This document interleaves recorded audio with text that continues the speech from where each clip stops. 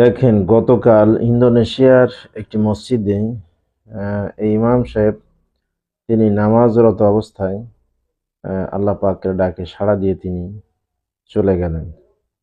ঠিক সুন্দরভাবেই রুকু থেকে উঠে দাঁড়ালেন। মুসল্লিরাও রুকু থেকে উঠে দাঁড়ালেন। এখনই সেজদায় যে গেলেন, এটাই এই ইমাম সাহেবের জীবনের শেষ সেজদা। এই সেজদা থেকে তিনি আর উঠবেন না। সেজদার ভিতরেই তিনি আল্লাহর ডাকে সাড়া দিয়ে চলে গেলেন।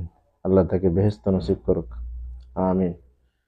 আমাদেরকে আল্লাহ পাক একটি সুন্দর মৃত্যু দান করুন। কত ভাগ্যবান ইমাম! মৃত্যুর সময় আমাদের কালেমা নসিব হওয়া, এটা আল্লাহ পাকের কাছে আমাদের সবচেয়ে বড় চাওয়া। তো সেজদাতে অনেকক্ষণ যখন সময় লেগে গেল,